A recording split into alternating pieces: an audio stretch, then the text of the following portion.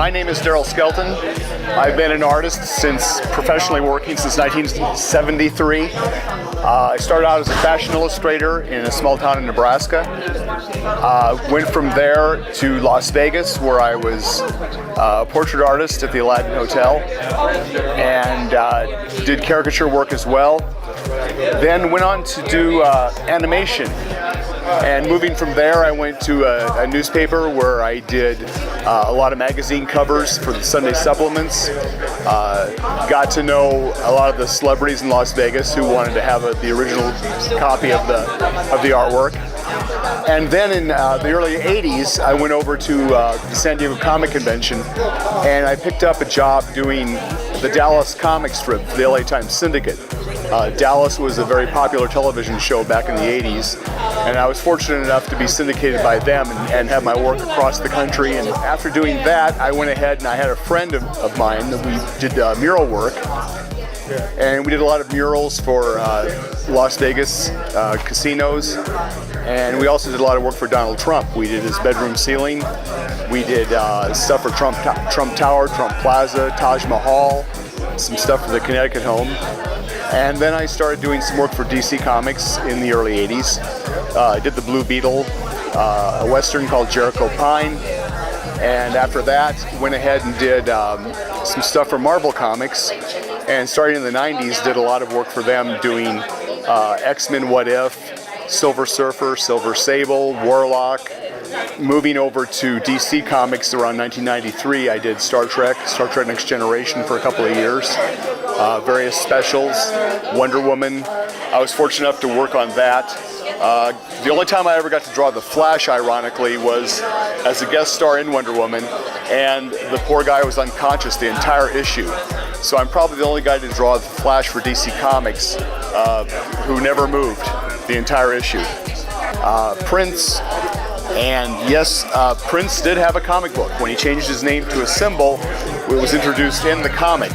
And I was probably the first guy to actually draw the symbol itself in a comic book, explaining how he got it. It was kind of interesting. Prince himself, unlike a lot of the celebrities of comics that I've done, was very much into it.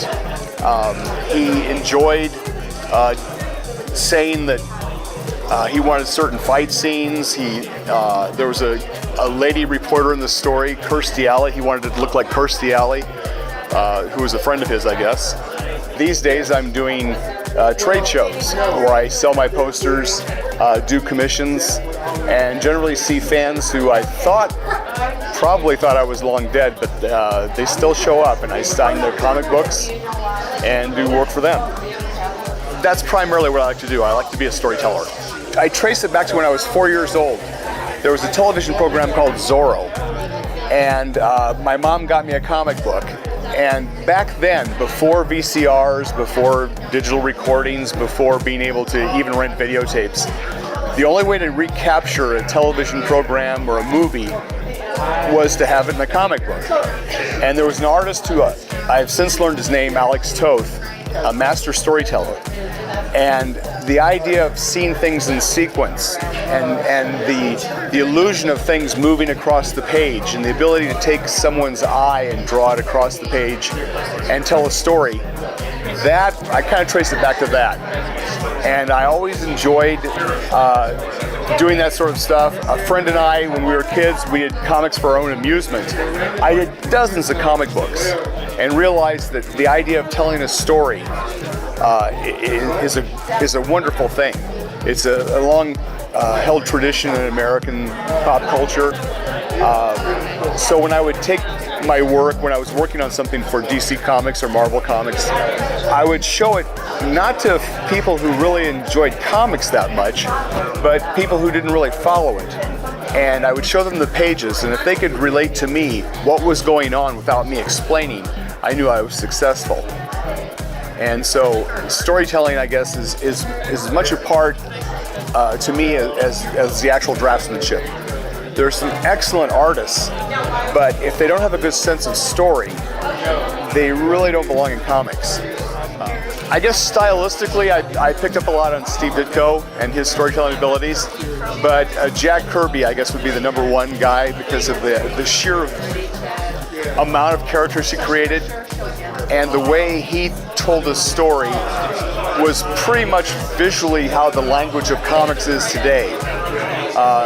He introduced forced perspective in comics to a great degree, a lot of power and kinetic energy in his work, and the sheer ease which he accomplished it was something that I still marvel at to this day.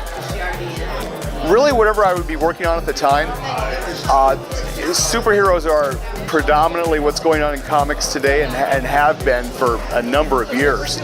But the stuff I enjoyed a lot was the Western work, because of researching the costuming, the architecture, the accoutrement that would work with that genre. I enjoyed Star Trek Next Generation a lot because it gave me a chance to do my portrait work, and it took something that would be on television every week, and again, translating that to a comic book, it was kind of a balancing act because you'd have to have everything on the TV show recognizable, and that not only had to be approved by Paramount Studios, by DC Comics, but each individual actor had to approve their likenesses. So to be able to do portraiture, to be able to show the action, to show the spaceships, and yet to sell, very often storytelling in Star Trek was kind of quiet. So you had to be a good comic book artist, and you also had to have a sense and a feel for what the series did for the average reader, because the book sold really well, and it didn't sell a lot to comic book people as much as it did people who were interested in seeing a continuation of the series, for people who couldn't get enough Star Trek just on television. So I had to relate not only to comic book fans, but to Star Trek fans. So I liked that a lot, because you couldn't lean on the crutch of superhero action and bulging muscles and smashing buildings. You had to be able to relate to readers who were used to seeing those same characters in another medium. There was a thing called the Infinity Gauntlet back in the 90s at Marvel. And interestingly enough, this is where a lot of the Marvel movies, the post-credit scenes, have been gearing toward the Infinity War. And I was fortunate enough to be in on the tail end of that, and was able to draw on this issue just about every Marvel character there was. And so that I enjoyed a lot, because the things that I've been drawing since I was a kid, I was finally being paid for. And characters like the Gamora, Drax the Destroyer, Thanos, their origins were recapped in this issue. So I got to get in on a lot of Marvel history, which is currently being used in the movies. I say the number one thing would be learning perspective, and that seems a rather mundane or base thing to learn, but perspective solves an awful lot of drawing problems. It allows you to approach a scene, the psychology of the scene in a different way, and to get it correct. And the thing is, perspective is something that someone can learn. It's an actual, almost like a formula. So people who say, well, I can't draw a straight line, or I can't draw this or that, perspective is a good way to get your feet wet in drawing and solve drawing problems and be able to do things from a unique perspective.